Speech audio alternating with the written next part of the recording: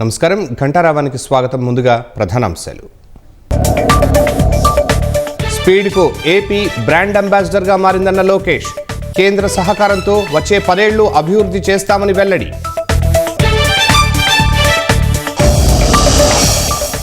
అనంత జిల్లాలో ఆర్టీసీ బస్సును ఢీకొట్టిన వాహనం, 46 గొర్రెలు మృతి, చాలాసేపు నిలిచిన రాకపోకలు.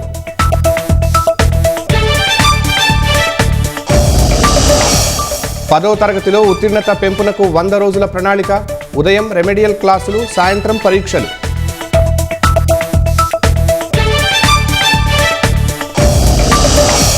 దేశవ్యాప్తంగా కొనసాగుతున్న ఇండిగో విమానాల అనిశ్చితి. సంక్షోభం దృష్ట్యా ప్రయాణికులకు ప్రత్యామ్నాయ ఏర్పాట్లు.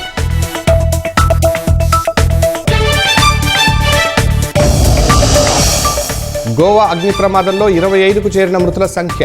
రాష్ట్రపతి, ప్రధాని సంతాపం. పరిహారం ప్రకటించిన మోదీ.